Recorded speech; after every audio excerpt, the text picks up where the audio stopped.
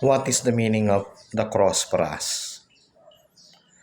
Number one, the cross is a sign of position.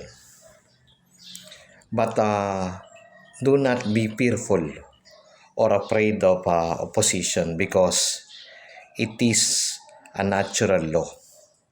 There's always a positive and negative, and that positive and negative brings existence.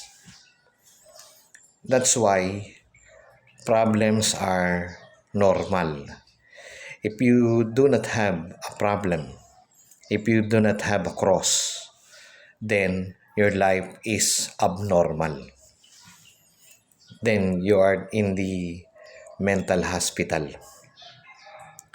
So it's very normal to view our life with the opposition. Remember, David in the Old Testament became king because of Goliath. Remember, our Lord Jesus Christ was put under trial because of Judas Iscariot who betrayed him. There is no Calvary if there's no Judas Iscariot who betrayed him. That's why opposition is there. Opposition is given in order for us to be challenged for a better life. That's why do not be afraid of opposition. It is a natural law. Number two,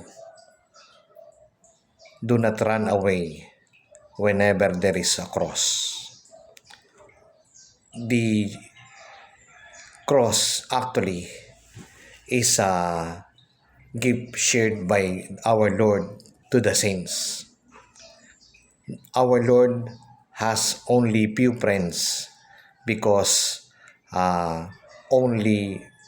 there's only few people who actually accept his cross.